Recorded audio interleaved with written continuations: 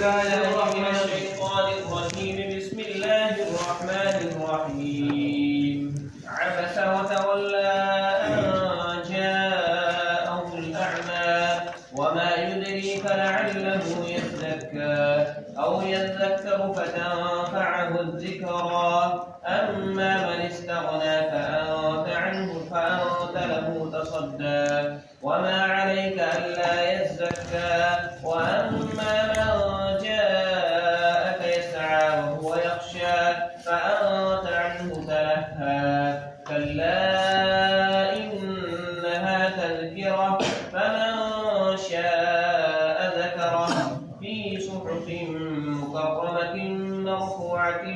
مطهرة بأيدي سفرة كرام بررة. قتل الإنسان ما أكفره من أي شيء خلقه من نطفة خلقه فقدره ثم السبيل يسره ثم أماته فأقبره ثم إذا شاء أنشره كلا لما يقض ما أمره فلينظر الإنسان إلى طعامه أنا صببنا الماء صبا ثم شققنا الأرض شقا فأنبتنا فيها حبا وعنبا وقضبا وزيتونا ونخلا وحدائق غلبا وفاكهة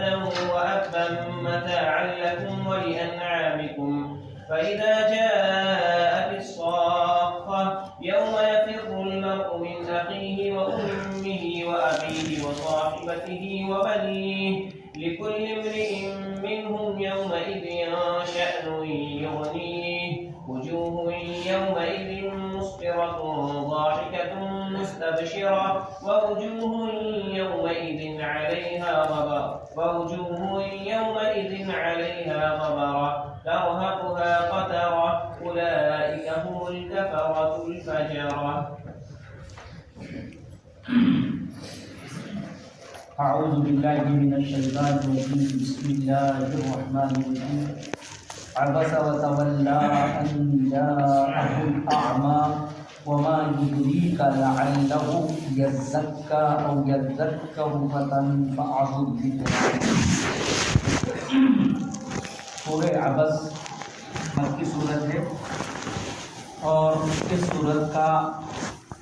پس منظر اس کا شان نزول کل بیان ہوا ہے.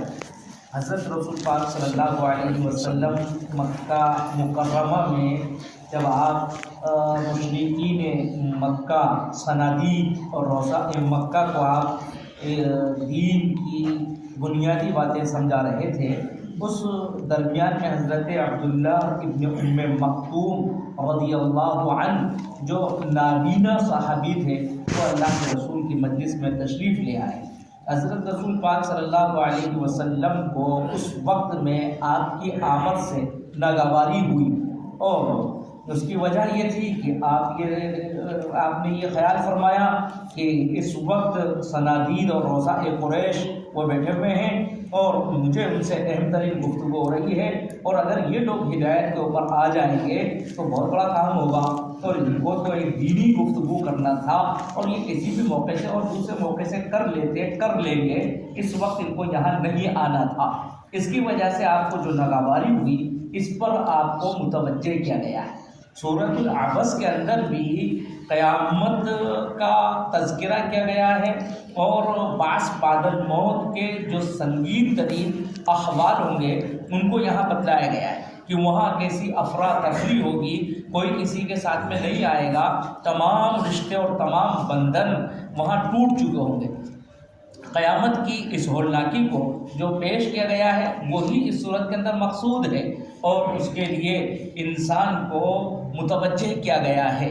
دو باتوں کی طرف متوجہ کیا گیا ہے. ایک تو وہ اسباب جو انسان کی تخلیق میں وجود میں آئے، انسان کی تخلیق کے مراحل ان کی تذکیر کی گئی اور اسی طرح سے دوسرے وہ اسباب جو دنیا کے اندر اس کی بقا کے لیے ضروری ہیں ان کی بھی تذکیر کی گئی کہ وہ ان تمام چیزوں میں غور کرے. انسان اپنی تخلیق میں سوچے اور دنیا کے اندر وہ چیزیں جو اس کی بقا کے لیے ضروری ہیں اس میں وہ غور کرے تو اس کو معلوم ہوگا کہ قیامت باس بعد الموت یہ بالکل برحق ہے اور اس میں کوئی استبعاد نہیں ہے۔ تو قیامت کے یہ مراحل قرآن مجید مختلف صورتوں میں مختلف حیثیتوں سے بیان کرتا ہے، کبھی اس زاویے سے، کبھی ہواؤں کا تذکرہ کر کر، کبھی آسمان کا، کبھی زمین کا، کبھی کاشت کا، کبھی انسان کی تخلیق کا۔ ظاہر ہے کہ انسان کے اذہان وہ مختلف ہیں اور جو لوگوں کے سوچنے کے انداز نرالے اور الگ الگ ہیں، کوئی اس زاویے سے سوچتا ہے، کوئی اس زاویے سے سوچتا ہے، لہذا مختلف انداز سے مختلف پیرائے میں قرآن مجید حقائق کو سمجھاتا ہے تاکہ ہر فطرت اور ہر مزاج کے لوگ اس حق کو قبول کر لیں اور سمجھ لیں۔ اس زاویے سے قرآن بعض کاشتکار ہوتے ہیں تو ظاہر ہے کہ وہ کاشتکاری کی زبان کو زیادہ اچھا سمجھتے ہیں، اور بعض تعلیم یافتہ ہیں، پڑھے لکھے ہیں، وہ غور و فکر کرتے ہیں، سائنس جیسی ان کا متفکرانہ ذہن ہے، آسمان اور زمین کی بلندیوں سے ان کی واقفیت ہے، تو قرآن مجید کچھ بلندی سے گفتگو کرتا ہے تاکہ انسان جس سطح کا ہو وہ اس سطح سے حق کو سمجھ سکے۔ اس لیے قرآن مجید میں بدل بدل کر یہ باتیں کہی جا رہی ہیں، ایسا نہیں ہے اور وہ بعض بادل موت کا تذکرہ نہیں، بعض بادل موت کا تذکرہ ہے لیکن مختلف پیرائے میں مختلف انداز سے ہے۔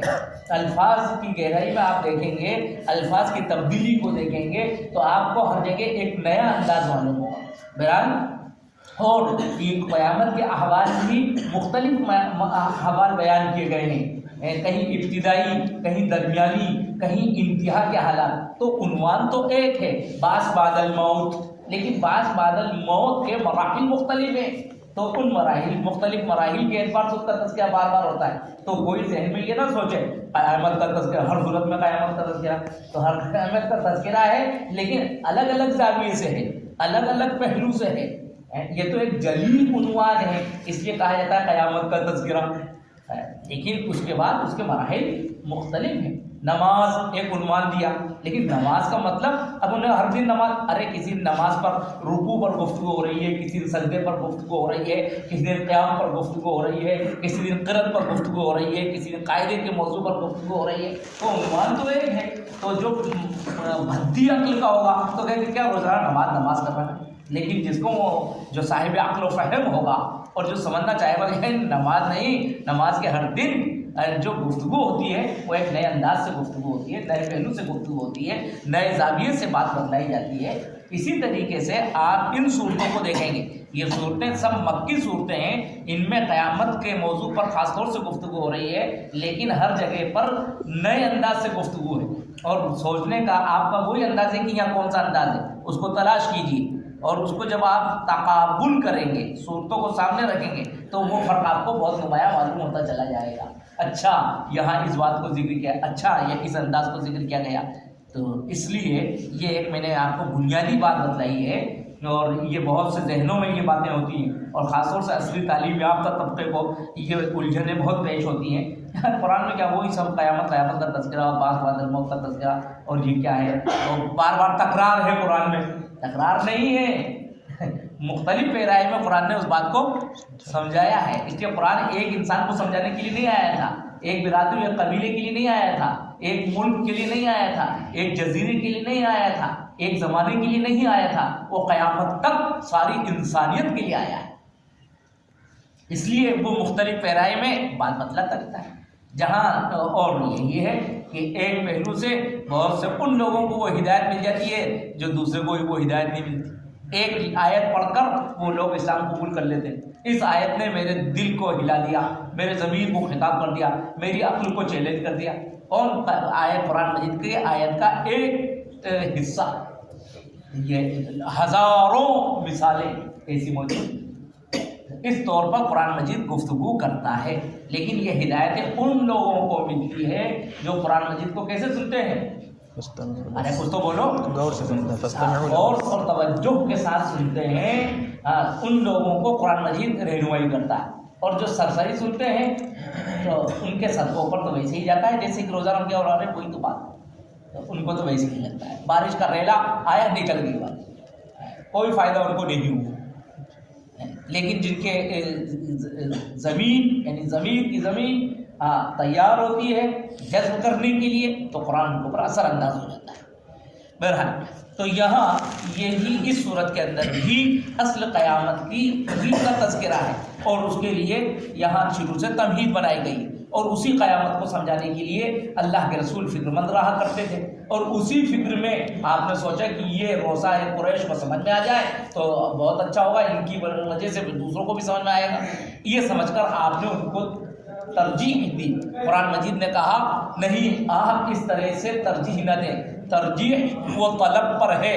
یہ صنادید یا خدام، یہ اللہ کے کوئی فرق نہیں ہے، کوئی اپنی قوم کا سردار ہو، کوئی قوم کا خادم ہو، خدا کی نگاہ میں سب برابر ہیں، یہ امتیازات تمہارے یہاں ہیں، اللہ کے امتیاز نہیں ہے، اللہ کے یہاں جو امتیاز ہے وہ طلب کا ہے اور بے طلب کا ہے، جو طلب والا ہوتا ہے وہ اللہ کے زیادہ محترم اور قابل توجہ ہے بنسبت اس کے جس کے اندر صدق طلب نہیں ہے، تو اللہ کے یہاں اس کی کوئی اہمیت نہیں ہے۔ لہذا عبداللہ ابن ام مکتوم وہ نابینا ہیں، وہ عام آدمی ہیں، لیکن وہ صدق طلب کے ساتھ آئے، اس لیے آپ کو ان کی طرف توجہ کرنا چاہیے تھا،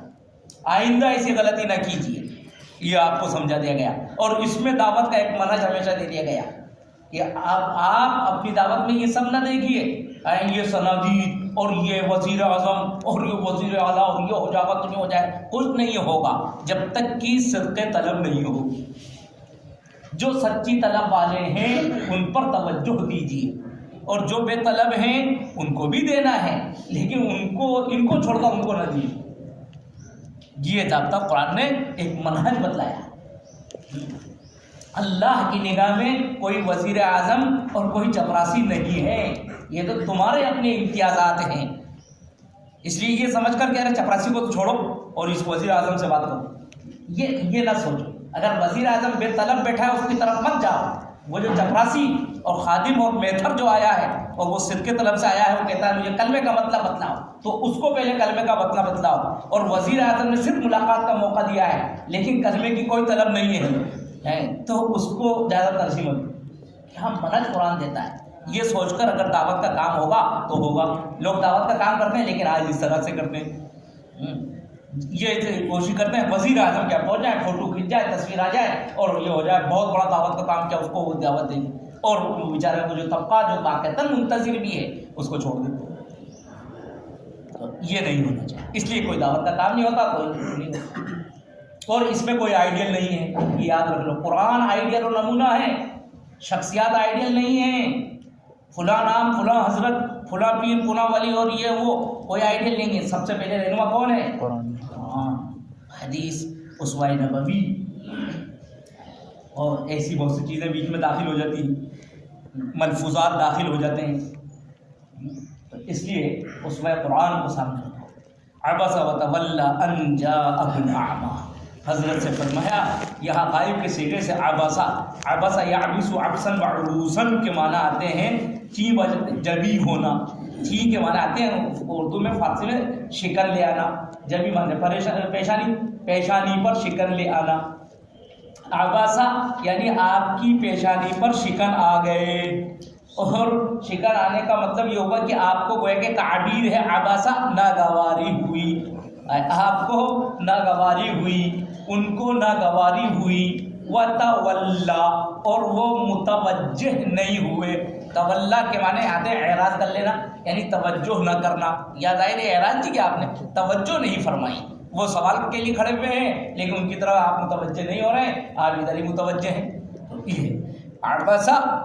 ان کو ناگواری ہوئی اور انہوں نے توجہ نہیں کی اس بات پر، ان جاءہ الاعمی کہ ان کے پاس نابینا آیا۔ یہاں نابینا کہہ کر اور التفات کو بتایا کہ جب کوئی نابینا و معذور آیا تھا تو اس کی طرف سے اور توجہ کرنا چاہیے تھا، یہاں اعمی ان کی حقارت میں نہیں ذکر ہوا بلکہ یہاں التفات کہ ایسا معذور انسان آ جائے تو پھر اس کی طرف سے اور بھی زیادہ توجہ ہونا چاہیے۔ تو اس سے کتنی بات معلوم ہوئی، عام طور سے لوگ جو ہیں اس طرح سے کوئی معذور ہو تو اب اس کی طرف اور اسے حیثیت نہیں دیتے، چلو ٹھیک ہے، نہیں، اگر کوئی معذور ہو تو اس کو اس کے معذور کی وجہ سے اور زیادہ توجہ دینا چاہیے، تاکہ اس کو یہ احساس نہ ہو کہ میری معذوری کی وجہ سے مجھے توجہ نہیں دی جا رہی ہے۔ کوئی نابینا ہو، کوئی اپاہج ہو اور کسی طرح سے کسی اس میں ہو، تو اس کو یہ احساس نہ ہو جائے آپ کے اس بے التفاتی سے کہ میں آج مجھے اس مرض میں مبتلا ہوں، تو دیکھو معاشرے اور سماج میں مجھے کوئی عزت بھی نہیں ہے۔ عام طور سے ایسا ہو جاتا ہے، لوگ ایسے لوگوں کو توجہ نہیں دیتے اور معلوم ہوا کہ بھلے چنگے معلوم ہو رہے ہیں، شکل و صورت سے ان کو جو ہے بڑھ کے 2 قدم اور مسافہ کر رہے ہیں، اور یہ معذور ہے تو اس کو اور 2 قدم چلا رہے ہیں کہ وہ آئے خود ہی مسافہ کرے۔ ارے کوئی معذور آئے تو 4 قدم بڑھ کے مسافہ کرو کہ اس کو بیچارے کو پریشانی نہ ہو جائے۔ کوئی اس طرح کا آئے تو اس کا اور زیادہ احترام کرو تاکہ اس کو احساس نہ ہو جائے کہ مجھے کوئی حیثیت نہیں دی جا رہی ہے۔ کوئی آیا بیچارہ کسی بھی طرح کا کوئی جسمانی عیب اس کے اندر ہو، نقص ہو، کمی ہو، تو اس کو اور توجہ دی جائے۔ ان جاءہ الاعمی، قرآن نے اعمیٰ کو نمایاں کیا ہے۔ ان جاءہ الاعمی وما یدریک، اب یہ خطاب براہ راست حضرت سے ہے، وما یدریک، اور تمہیں کیا خبر، اللہ کے رسول سے کہا جا رہا ہے تمہیں کیا خبر، لعلہ یزکی، ہو سکتا تھا کہ وہ سمجھ جاتے، یعنی آپ کچھ بات ان کو بتلاتے، سوال کا جواب دیتے اور اس کی وجہ سے وہ سمجھ جاتے، ان کی اصلاح ہو جاتی، او یتذکر، یا یہ کہ ان کو تذکر ہوتا، وہ ان کو کچھ فہم حاصل ہوتا، فتنفعہ الذکر، اور سمجھانا، نصیحت کرنا ان کو فائدہ پہنچاتا۔ اما من استغنا، وہ شخص استغنا جو بے پرواہ رہا، فانت له تصدی، تو آپ اس کی بڑی فکر فرماتے ہیں۔ تصدی کے معنی ہوتے ہیں انسان سر اٹھا کر کسی کو دیکھے غور سے، رفع راسہ لینظر الیہ، اچھی طرح مجھے نظر آ جائے، یہ تعبیر ہے فکر مندی کی۔ تو تصدی کے معنی فکر کرنے کی نہیں ہے، تصدی کے معنی آتے ہیں کسی چیز کے ڈٹ جانا، کسی چیز کے لیے اہتمام کرنا، اس کے معنی میں آتا ہے۔ تو اب آپ جو ہیں فاما من استغنا، وہ شخص من استغنا جس نے استغنا کیا، جس نے بے پرواہی کی، فانت لہو، تو آپ اس کے لیے تصدی، آپ اس کے لیے ڈٹ جاتے ہیں، آپ اس کے لیے فکر مند ہو جاتے ہیں۔ وما علیک، حالانکہ آپ کی ذمہ نہیں ہے، وما علیک، آپ پر کوئی الزام نہیں ہوگا، وما علیک، آپ پر کوئی الزام نہیں ہوگا، اللہ یزکا، اگر وہ نہ سمجھے، اگر وہ اپنا تزکیہ نہ کرے، وہ ہدایت پر نہ آئے، وہ نہ سمجھے، تو آپ پر کوئی الزام نہیں ہوگا کہ وہ اس نے کلمہ کیوں نہیں پڑھا، اس لیے وہ تو بے پرواہ تھا۔ وَأَمَّا مَنْ جَاءَكَ، اور وہ انسان جو آپ کے پاس آیا ہے، یسعی، دوڑتا ہوا آیا ہے، یعنی طلب کے ساتھ آیا ہے، وَهُوَ يَخْشَىٰ، اور وہ ڈرتا بھی ہے، خوف خدا بھی اپنے دل کے اندر رکھتا ہے، فَأَنْتَ عَنْهُ تَلَهَّىٰ، تو آپ اس سے تغافل کرتے ہیں، فَأَنْتَ تَلَهَّىٰ، تو آپ اس سے تلہا کے معنی وہ تغافل، آپ اس سے تغافل برتتے ہیں۔ کلا، اور آپ میں ہرگز نہیں، یعنی اس طرح سے کبھی نہیں ہونا چاہیے، اس طرح سے کوئی آئے طلب کے ساتھ اور آپ اس سے تغافل کرتے، کلا، یہ نہیں ہونا چاہیے۔ یہ ایک مضمون مکمل ہوا۔ اب قرآن کے بارے میں کہا گیا انہا تذکرہ، انہا، ہاں کی ضمیر مؤنث لائے گئے اس لیے کہ خبر مؤنث تھی، اس کی رعایت میں لایا گیا، ورنہ یہ قرآن کے لیے انہو تذکرہ، انہو تذکرہ، وہ تذکرہ ہے، نصیحت ہے، یعنی قرآن وہ نصیحت ہے۔ فمن شاء ذکرہ، تو ذکرہ، اب یہ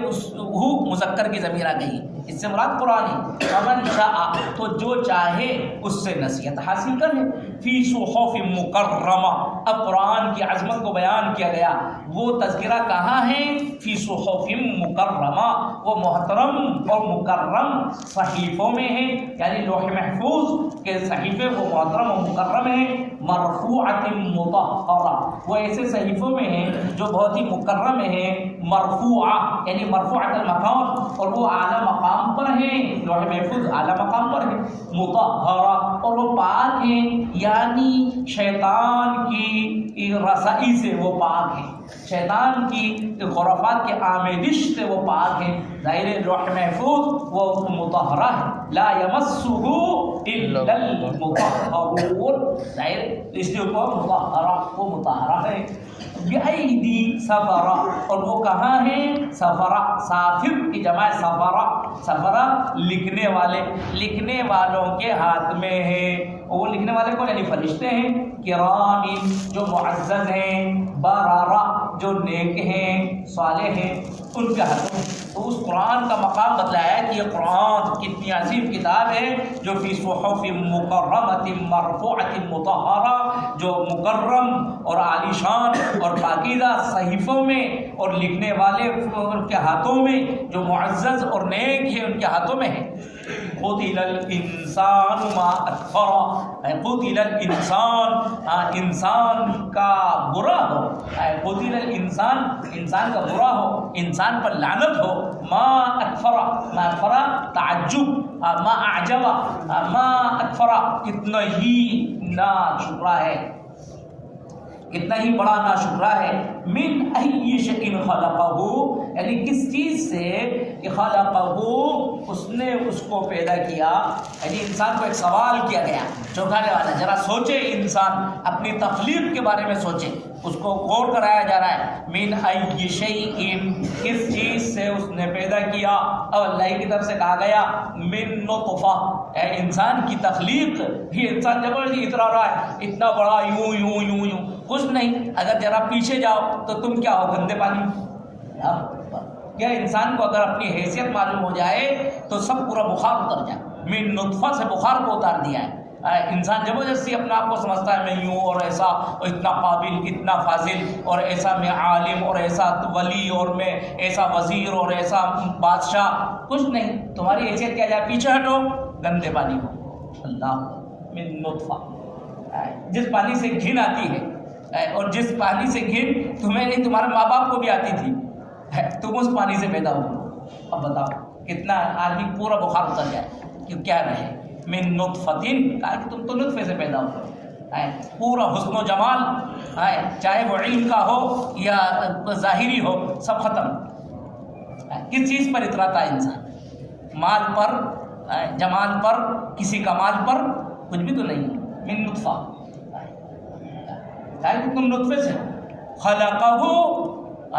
اور اس کے بعد کہا خلقہ، اسی نے تو تمہیں پیدا کیا، اس نے تمہاری صورت بنائی ہے، فقدرہ، اور اسی نے تقدیر کی، اس نے تقدیر کرنے کا مطلب یہ کہ تمہارے اعضاء اسی نے بنائے، فقدرہ ثم السبیل یسرہ، پوری زندگی کا خلاصہ بیان کر دیا، پھر اس نے راستے کو آسان کیا، تمہاری ولادت کیسے ہوئی ہے، اتنے تنگ راستے سے ہوئی، ورنہ بظاہر ان ماں کے پیٹ سے باہر آنا ایک تنگ راستے سے کتنا مشکل معلوم ہوتا ہے، لیکن یہ کس نے آسان کیا، ثم السبیل یسرہ، راستے کو اسی نے تو آسان کیا، ثم السبیل یسرہ، اور ثم السبیل یسرہ ایک تو وہی ہے ظاہری مفہوم کہ ماں کے راستے سے، کہ بہت چھوٹے سے راستے سے تم نکل کر آئے ہو، وہ راستہ اللہ نے آسان کیا، اور اگر گہرائی میں جایا جائے تو ثم السبیل یسرہ، پوری زندگی کا راستہ اللہ ہی نے تو آسان کیا ہے، یعنی پوری زندگی وہ تو بہت مشکل تھی، تم اگر پانی نہ پی سکتے تھے، اور اگر پی لیتے تو اس کو ہضم نہیں کر سکتے تھے، یہ سب کس نے کیا ہے، یہ زندگی کی ہر سانس ہر پل یہ تو بہت مشکل تھی، وہ اللہ کس نے آسان کیا، اللہ نے تو آسان کیا، تو ثم السبیل یسرہ، یعنی اس نے زندگی کی راہ کو اس نے آسان کیا ہے، ثم السبیل یسرہ، ثم اماتہ، پھر اسی نے تمہیں موت دی، فاقبرہ، اور اسی نے تمہیں قبر میں اتارا، ثم اذا شاء انشرہ، اور جب وہ چاہے گا وہ تمہیں دوبارہ پیدا کرے، کلا، اے انسان، یہ جو تم روش اختیار کیے ہوئے ہو، یہ طریقہ زندگی کا تمہارا اللہ سے اعراض کا، کلا ہرگز صحیح نہیں ہے، کلا ہرگز نہیں، یہ روش زندگی کی ہرگز نہیں، جیسے بچے سے کہا جاتا ہے، ماں باپ کہتے ہیں وہ آگ کے قریب جا رہا ہے، ماں باپ کہتے ہیں نہیں نہیں، کیا اللہ اس کو بندے کو کہہ رہا ہے کہ یہ جو روش چل رہی ہے ہرگز نہیں، ہرگز نہیں، یہ قدم غلط، اللہ اکبر، لما یقضی ما امرا، انسان سے کہا کہ ابھی تک تم نے وہ پورا کام نہیں کیا جس کا تمہیں حکم دیا تھا، لما یقضی ما امرہ، یعنی اب تک نہیں کیا تم نے، یعنی اس نے پورا نہیں کیا، ما امرہ، جو اس نے حکم دیا اس نے نہیں کیا، فَلْيَنْظُرِ الْإِنسَانُ إِلَىٰ طَعَامِهِ۔ ایک ابھی کہا تھا کہ اپنی تخلیق کو دیکھو کہ تمہیں کس نے مراحل سے پیدا کر کر ہم نے تمہیں کہاں سے کہاں پہنچا دیا۔ ایک گندے نطفہ تم تھے اور اس سے بڑھا کر ہم نے کتنا تمہیں حسین انسان بنایا، اور زندگی کے اس مرحلے میں ہم تمہیں لے کر آئے اور تم ہمیں نہیں پہچانتے۔ ایک بات تو یہ یاد دلائی۔ دوسری بات کہی چلو اب اس کے بعد تم یہ جو زندگی میں تمہارے اسباب ہیں ذرا ان پہ غور کرو۔ فَلْيَنْظُرِ الْإِنسَانُ، انسان کو چاہیے کہ وہ غور کرے اپنے کھانے پر۔ إِلَىٰ طَعَامِهِ أَنَّا صَبَبْنَا الْمَاءَ صَبًّا، ہمیں نے تو پانی برسایا ہے، ہمیں نے پانی کو بہایا ہے۔ صَبَبْنَا الْمَاءَ صَبًّا، صبا تاکید کے لیے۔ ثُمَّ شَقَقْنَا الْأَرْضَ شَقًّا، پھر زمین کو ہمیں نے شق کیا۔ فَأَنبَتْنَا فِيهَا حَبًّا، اور اس میں ہم نے غلے کو اگایا۔ وَعِنَبًا، اور انگور اگائے۔ وَقَضْبًا، اور اس میں ترکاریاں اگائی۔ قضباً کے معنی ترکاریاں۔ وَزَيْتُونًا وَنَخْلًا، زیتون اور کھجور اگائے۔ وَحَدَائِقَ غُلْبًا، اور گنجان باغات اگائے۔ وَفَاكِهَا، اور میوے اگائے۔ وَأَبًّا، ابا کے معنی چارہ، اور ہم نے چارہ اگایا۔ مَتَاعًا لَكُمْ وَلِأَنْعَامِكُمْ، تمہارے نفع کے لیے اور تمہارے چوپایوں کے لیے۔ اب ان سب چیزوں میں غور کرو، یہ کیسے آئے، وجود میں کیسے آ رہی ہیں یہ سب چیزیں جو تمہاری زندگی کی بقا کے لیے ضروری ہیں، یہ کہاں سے چلی آ رہی ہیں؟ اگر ہم ان چیزوں کو نہ دیتے تم زندہ رہ لیتے؟ کہا کہ اب یہ اس پہ غور کرو، ایک ایک چیز پر۔ ایک انسان اگر ایک دانے پہ غور کرے تو صبح سے شام ہو جائے اور وہ سجدے سے سر نہ اٹھا سکے۔ میرے اللہ نے میرے لیے کیسا انتظام کیا، اللہ کے احسانات سے۔ آگے فرمایا فَإِذَا جَاءَتِ الصَّاخَّةُ، جب صاخہ آئی، صخہ یسوق صخن کے معنی آتے ہیں کانوں کو بہرا کر دینے والا۔ تو اب صاخہ کہنے وہ چیخ جو کانوں کو بہرا کر دے گی۔ قیامت میں ایسی چیخیں نکلیں گی کہ ایسا لگے گا ہر ایک کو کہ میرے کان پھٹ جائیں گے۔ اللہ اکبر، قیامت کے ناموں میں سے ایک نام ہے، وہ ہلچل ہونے والی ہے جب کان پھٹتے چلے جائیں گے۔ صاخہ ہے، ہر انسان چیخ رہا ہوگا اور کوئی کسی کی چیخ کے اوپر دھیان نہیں دے رہا ہوگا۔ یوم یفر المرء من اخیہ، اور اس دن تو یہ عالم ہوگا کوئی کسی سے نہیں، ایک انسان اپنے ہی بھائی سے بھاگے گا۔ یوم یفر المرء من اخیہ، اپنے حقیقی بھائی سے بھاگے گا۔ دنیا میں ایک بھائی دوسرے بھائی کے لیے جان نچھاور کرتا ہے، قیامت میں جب دیکھے گا کہ سامنے سے بھائی آ رہا ہے تو انسان اس سے راستہ بدل لے گا، یہ آ رہا ہے اور یہ مجھ سے کوئی مطالبہ نہ کرے کسی مدد کا، کسی اس کا۔ یوم یفر المرء من اخیہ وامہ، اور کہا کہ ماں کو دیکھ کر انسان بھاگے گا، ماں کو دیکھ کر انسان، وَأَبِيهِ، اور کسی کو نہیں، اپنے ہی باپ کو دیکھ کے بھاگے گا۔ سب رشتے و بندھن ٹوٹ جائیں گے تاکہ اتنا خطرناک ہوگا۔ وَصَاحِبَتِهِ، اور اپنی بیوی کو دیکھ کر انسان بھاگے گا۔ جن کے اوپر انسان دنیا میں فدا ہوتا ہے وہی سب بندھن ٹوٹ جائیں گے، ماں کی محبت وہ سب ختم۔ اور یہ اس کے برعکس بھی ہوگا، ماں اپنے بیٹے کو دیکھ کر بھاگے گی اور باپ اپنے بیٹے کو دیکھ کر بھاگے گا، کیسا حال ہوگا؟ ماں اپنی پوری زندگی اپنی اولاد پر نچھاور کر دیتی ہے، رات کی نیندیں قربان، اپنا کھانا قربان، راحت آرام چین سکون سب قربان، لیکن وہاں بیٹے کو دیکھ کر ماں بھاگ گئی۔ باپ اپنی زندگی پوری اولاد کے خاطر قربان کر دیتا ہے، لیکن وہاں باپ بھی بھاگے گا۔ اور بیوی اور شوہر ایک دوسرے پر پوری زندگی فدا ہونے کے وعدے، اور پوری زندگی ایک دوسرے پر فدا ہوئے، ایک دوسرے کی آرزو و تمناؤں کو پورا کرتے رہے، لیکن وہاں ایک دوسرے کو دیکھ کر بھاگ جائیں گے۔ وَصَاحِبَتِهِ وَبَنِيهِ، اور اولاد بھی بھاگے گی۔ لِكُلِّ امْرِئٍ مِّنْهُمْ يَوْمَئِذٍ شَأْنٌ يُغْنِيهِ، اور ہر انسان کی وہاں ایک عجیب حالت ہوگی، شأن عجیب، بس یغنی، وہ اس کو دوسروں سے بے نیاز کیے ہوئے، غافل کیے ہوئے ہوگی بس۔ اب کچھ چہرے تو وہ ہوں گے وجوہ یومئذ مسفرہ، بہت سے چہرے وہ چمکتے ہوئے ہوں گے، مسفرہ ہوں گے، ضاحکہ، اور اس میدان محشر میں ہنس رہے ہوں گے۔ مستبشرہ شادماں ہوں گے، اور بہت سے وہ چہرے ہوں گے وجوہ یومئذ علیہا غبرہ، جن پر غبرہ ہوگا، غبرہ کا مطلب ظلمت ان کے اوپر ہوگا، ان کے اوپر کالوچ چھائی ہوئی ہوگی، ترہقھا قترہ، اور ان کے اوپر سیاہی چھائی ہوئی ہوگی، سیاہی غالب ہوگی، وجوہ یومئذ علیہا غبرہ، غبرہ وہی جیسے جن کے اوپر غبار سے اٹے ہوئے ہوں، پریشان بدحال، اور انسان جو غم کا مارا ہوتا ہے، مصیبت کا مارا ہوتا ہے، اس کا چہرہ اتر جاتا ہے، چہرے کی سرخی وہ ختم ہو کر سیاہی میں تبدیل ہو جاتی ہے، قطرہ اسی کو کہا ہے، غم کی کالوچ اس کے اوپر چھائی ہوئی، ترہقھا قطرہ، اور یہ وہ ہوں گے اولئک هم الکفرۃ الفجرہ، جو کافر و فاجر ہوں گے،